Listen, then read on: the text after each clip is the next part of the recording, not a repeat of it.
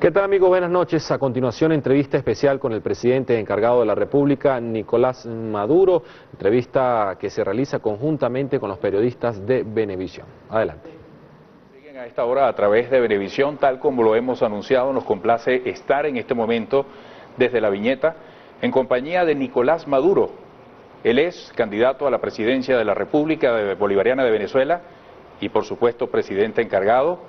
Ha tenido a bien atendernos en lo que es la primera entrevista que otorga en su condición de presidente encargado a medio de comunicación privado. Gracias por ese detalle y es un placer estar aquí. Bueno, siempre a la orden de ustedes. Buenas noches, Eduardo. Bueno, vamos a conversar de muchos temas que pasan por el aspecto humano, una reconstrucción del pasado y asuntos medulares que interesan a la gente, que tienen que ver con la gestión, con importantes decisiones que se vienen tomando y las que se seguirán tomando antes y después del 14 de abril, en caso de que llegara a quedar como presidente de la República y el futuro incluyera responsabilidades más allá. Pero conocer un poco más a Nicolás Maduro desde la infancia, ¿dónde nace Nicolás Maduro? ¿Quién fue ese niño con los sueños de entonces? ¿Cómo visualizaba el futuro? ¿Cuáles eran los ideales? Y si acaso en esos ideales ya cabía la política. Bueno, yo nací aquí en Caracas, ¿no? Soy caraqueño de nacimiento, crianza y de vida, de lucha, de todo, ¿no? Y vi aquella Caracas, finales de los 60, la Caracas de los 70, ¿no? Una Caracas muy hermosa, ¿no? Realmente. Otra Caracas, realmente. ¿Qué parte de Caracas? Bueno, yo me crié por aquí mismo cerca, en Valle Abajo, ¿no? Al frente de la iglesia de San Pedro. Ahí todavía viven mis hermanas y allí vivió mi papá y mi mamá hasta el último de sus días. La política en la casa siempre estuvo presente. Mi papá fue muy jovencito fundador de Acción Democrática, muy casi niño. En los años 50, organizando la huelga petrolera del 52, con un grupo de compañeros, una vez que fracasó la huelga petrolera contra la dictadura de entonces, lo persiguieron, tuvo que huir, ¿no? Y en la familia vino la tradición de la lucha, ¿no? En el año 67 se dio la división en Acción Democrática y una ala encabezada por el maestro Prito Figueroa fundó el Movimiento Electoral del Pueblo, el MEP. Yo recuerdo 10 de diciembre del año 67, en un teatro de Caracas, no sé si era el Cine Junín, que fue reconstruido ahora por Jacqueline Faría y Jorge Rodríguez, ahí en el centro de Caracas. En la esquina de Aserradero, en el Sí, Silencio. Creo que fue ahí. Yo recuerdo con mi papá y mi mamá, cuando llegó un gigante, Prieto Figueroa, ¿no? Yo tenía 3, 4, 5, 6, 7. Acaba de cumplir 5 años, apenas. Y lo recuerdo, y después entramos por la parte de atrás del teatro, y recuerdo cuando Prieto Figueroa entró, había una tarima. Yo la veía muy grande, seguramente era una pequeña tarima, y el maestro Prieto allí proclamó la fundación del MEP, el Movimiento Electoral del Pueblo. Y yo recuerdo toda la campaña de ese año 68 en la calle. Yo era niño, 5 años, iba hacia los 6 años. Y el poderoso movimiento popular que el maestro Prieto en la calle representaba. Cada movilización del maestro Prieto, en La Vega, en Antímano, en el Valle, era una cosa impresionante. Es mi primer contacto también con la pobreza de Caracas, ¿no? Al lado de mi papá. Mi papá tenía un carro, Lancer, no sé si existen todavía, que se lo ganó mi mamá en una caja de ACE. ¿Todavía existe el ACE? No sé. En un programa de televisión del Canal 4 de Venevisión. Ella envió, en una caja, envió su broma llena y se ganó el carro, ¿no? Eso era famoso en la casa, un Lancer azul, que bueno, lo tuvimos hasta que ya no existió más, el carro no prendió más nunca y no había plata para arreglarlo, ¿no? Y en ese Lancer el papá tenía un equipo de sonido, ¿no? Con una corneta para adelante y otra para atrás, eso que se ponían arriba en los techos de los carros, y la plantica pequeña aquí, al lado de la radio, y allí agarrábamos el micrófono, y mi papá cuando llegábamos, yo siempre recuerdo, una vez, la primera vez que fui a La Vega, que recuerda, ¿no? La Vega eran puros ranchos de cartón, como cantaba Ali Primera, y allí, en uno de esos lugares, cerca donde vivía el señor Guerrero, donde estaban los guerreros de La Vega. Siempre lo recuerdo, porque después cuando adulto, recordé el sitio. Allí mi papá me puso en el techo y me puso a hablar. Después yo cuando regresaba a la casa, todas estas actividades recuerdo, todavía hay una madrina que le decimos nosotros, italiana, la señora Pupa, de ahí del edificio donde nos criamos, una italiana, que vino por la guerra, vino niña después de la Segunda Guerra llamada Mundial. Llegaba yo y a ella le encantaba, como mi mamá, escuchar los discursos.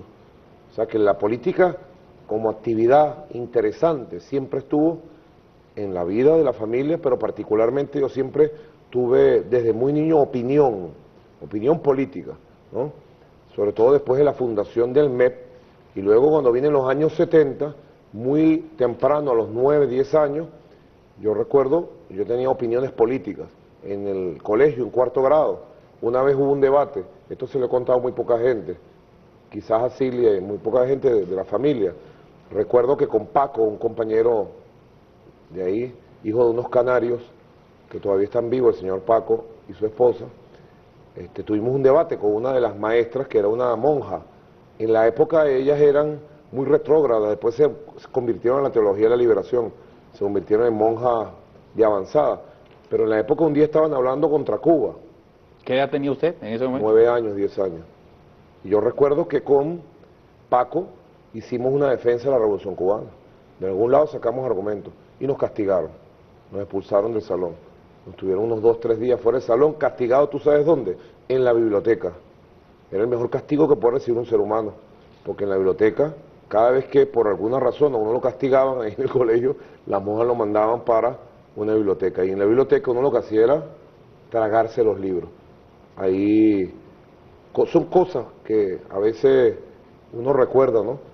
Ya a los 11, 12 años, yo llego al Liceo Urbanidad Cepol y había una generación que se levantó en los años 70 de muchachos, jovencitos revolucionarios, y me pongo a militar en el movimiento político Ruptura, directamente, ¿no? En la casa no sabían nada, porque el movimiento político Ruptura lo dirigía Douglas Bravo, y mi papá me había dicho, mucho cuidado con la gente de Douglas Bravo. Me había dicho, cuidado porque son aventureros y meten a los muchachos a guerrilleros irresponsablemente. Era la opinión de mi papá, de Douglas, ¿no? Bueno, yo empecé a militar ahí y comencé una vida desde los 12 años sin reposo, sin un solo elemento en ningún momento me detuve desde los 12 años hasta ahorita, hasta los 50 años, en una larga travesía de luchas sociales, políticas, de todo tipo, hasta que en 1992, ¿no? Luego de pasar todas las luchas que tú te puedes imaginar, estudiantiles en los barrios, fundación de cineclub, movimientos sindicales, movimientos de todo tipo, conspiraciones populares armadas, ¿no? Hasta que llegó el año 92, el bendito año 92. Y el bendito 4 de febrero de 1992. Pero antes de que describa esa etapa, cuando la gente suele llamarle el que manejó el autobús, el autobusero en alguna época de su vida, de su propio testimonio, ¿qué tiene que compartir para que entendamos cuál fue su relación con el autobús? ¿De qué manera usted fue un trabajador al volante? Y luego, ¿cómo se inicia en la actividad gremial, laboral, sindical? Bueno, yo ingresé en el metro de Caracas en el año 91. Me hicieron los exámenes fallaron porque me aceptaron, ¿no? Hubo algo que falló ahí porque pude ingresar, porque eran muy fuertes los exámenes, fuertes, ¿no? Creo que todavía son de todo tipo, psicológico, de conocimiento, pero sobre todo te buscaban toda tu vida, todo tu pasado. Por algún lado falló que no consiguieron, tantas veces allanado y perseguido, ¿no? Y ingresé al Metrobús, de verdad, yo hice el curso de Metrobús en enero, febrero, si mal no recuerdo, de 1991, ahí en el Poliedro, en los estacionamientos del Poliedro. Ahí se hacían los cursos, los compañeros que me están escuchando deben recordar eso. Y bueno, todo el curso de manejo defensivo, 2 meses y medio había que darle. Tenía unos 30 años de edad más o menos. 29, 28 años. Y ya tenía Nico, pues. Ya Nico había nacido cuando yo entré.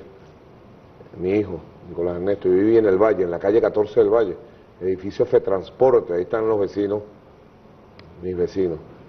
Y hice el curso, y era un curso semimilitar, de mucha disciplina, exigencia, duro, de exigencia. Había cosas que, bueno, uno estaba acostumbrado a vivir, pero era parte del curso, para eso uno podía aguantar la prestación del servicio humano, de calidad, amable, de confort que presta todavía el Metrobús. ¿Cuánto tiempo estuvo manejando el autobús? Hasta el año 98 más o menos, sería. Porque ya en el 98... Como 6 años más o menos. 7 años, sí. Porque ya en el 90, bueno, del 91 yo recuerdo haber trabajado en varias rutas, muchas rutas, ¿no? Pero las que más trabajé, creo que existe todavía la 421, la ruta Bellas Artes-San Bernardino, que para ahí en Bellas Artes. Yo pasaba por ahí todavía, la ruta 311 que iba al Valle Coche, pues no existía el metro de Valle Coche todavía, se lo construyó la era Chávez.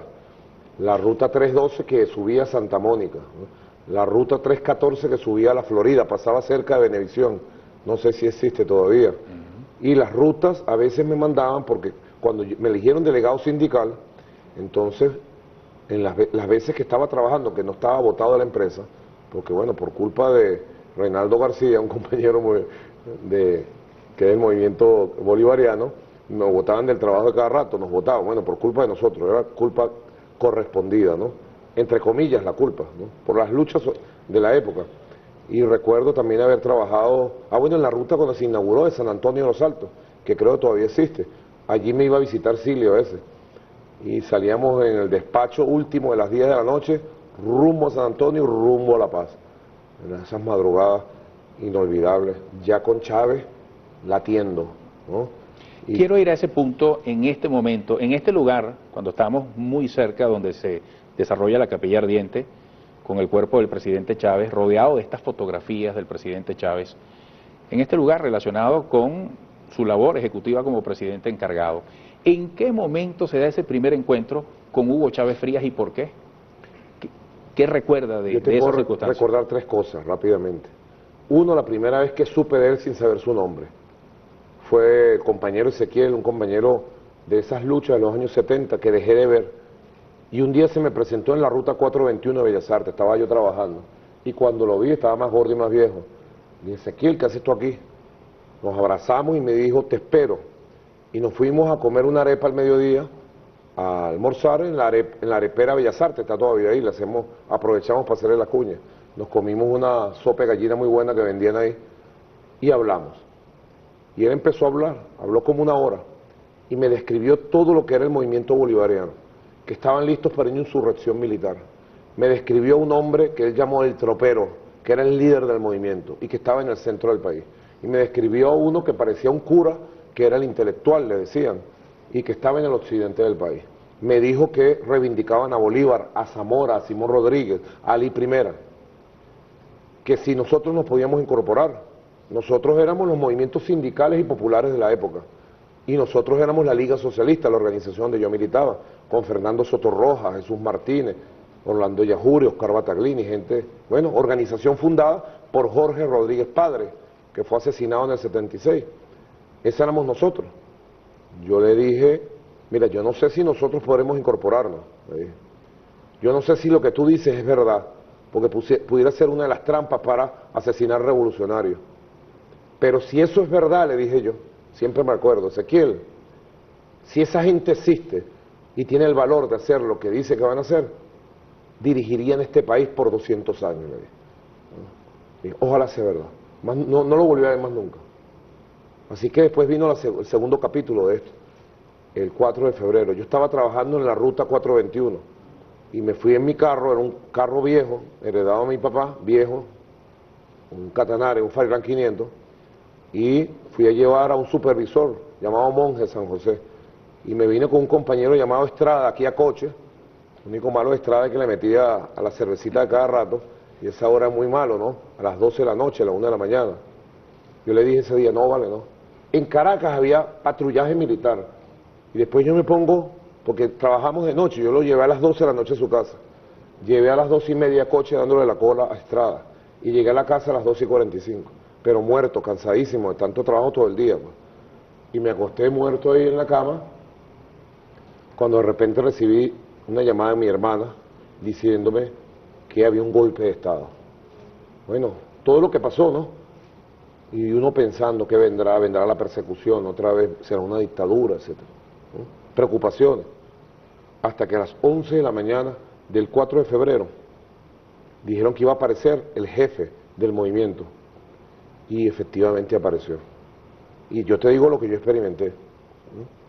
Puede ser algo místico, ¿no? Yo lo he pensado con el tiempo. Yo estaba sentado en un mueble rojo viejo, todo roto que yo tenía en la casa, y un televisor chiquitico así. Y cuando lo vi, yo sentí como una emoción de verlo físicamente. Y cuando habló y dijo, asumo la responsabilidad por este movimiento militar bolivariano, yo pegué del mueble un brinco que pegué al techo. Y dije, es verdad, Ezequiel tenía razón, es verdad. Y empecé a lamentarme y a sentir culpa de no haberle creído y no haberlo buscado y no haberme incorporado. Quiere decir que usted conoce al presidente Chávez como la gran mayoría de los venezolanos a través de aquellas primeras palabras que incluyeron el por ahora en televisión. Y personalmente, ¿cómo se da el primer encuentro? Ese es el tercer capítulo que te iba a decir. Bueno, después, por comunicaciones, a través del diputado Ángel Rodríguez, diputado hoy, amigo de toda la vida, del doctor Jesús Martínez, que era el abogado, compañero de Jorge Rodríguez Padre, ellos entran en contacto con el comandante Chávez en la cárcel. Y ahí empezamos a tener coordinaciones. Y bueno, Chávez desde el mismo 4 de febrero, yo lo he dicho, yo no recuerdo un segundo de mi vida que yo no haya estado al servicio de la causa de Chávez.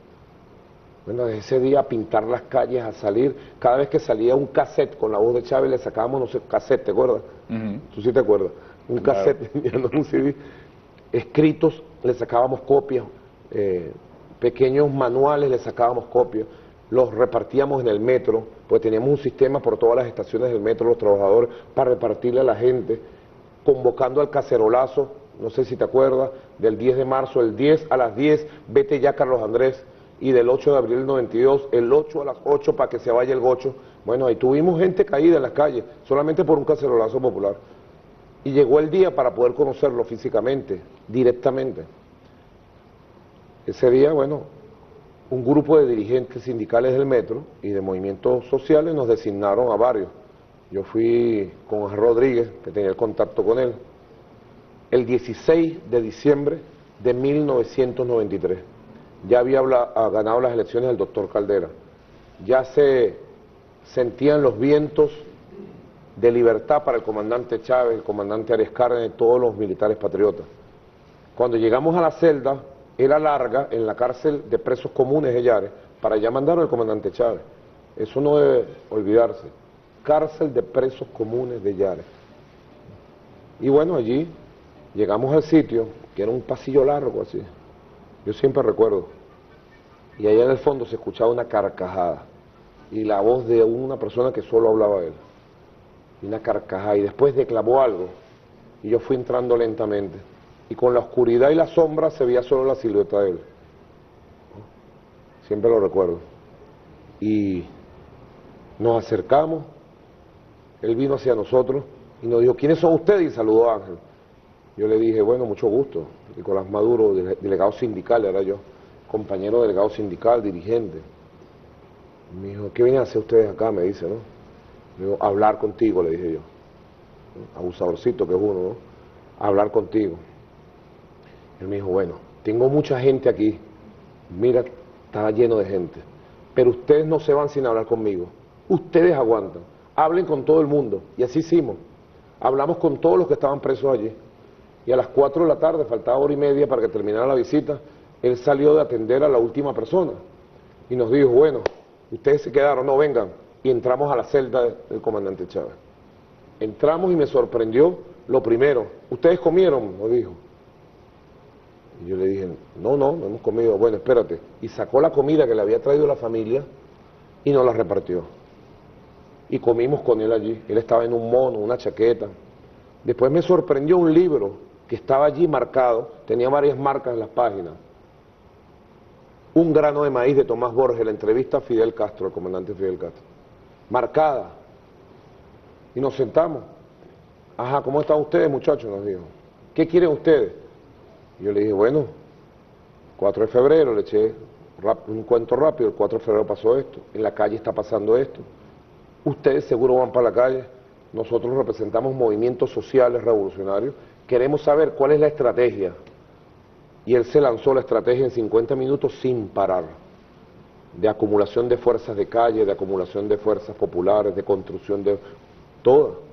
Y los dos desenlaces que veía, un desenlace decía en ese momento el comandante Chávez, en la cárcel, en su celda, decía, una nueva insurrección popular militar, decía, y el corazón de nosotros latía más rápido, porque el pueblo quería, y le decía en la calle después a él, Chávez, da el golpe, no aguantamos más a estos tipos, a la élite corrupta esa. Otro desenlace, decía, puede ser electoral.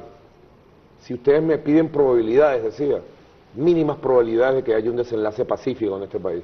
Esto está que explota.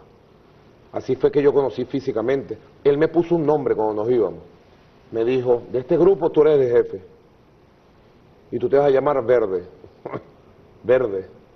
Y así nos comunicamos. Bueno, imagino que los que grababan las comunicaciones por teléfono de cada rato con él, sabrían quién era Verde, ¿no? Presidente, vamos a hacer una pausa y al regreso retomamos este hilo narrativo de su historia, 21 años después, a este momento que lo coloca usted frente a una gran responsabilidad ante ese país que nos está viendo a través de Venevisión.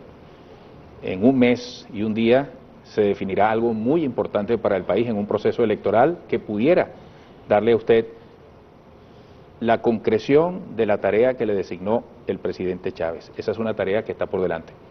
Al regreso, dejo esta pregunta al aire. ¿Por qué cree usted, que esa introspección ya la habrá hecho, que el presidente Chávez dijo, este es el hombre?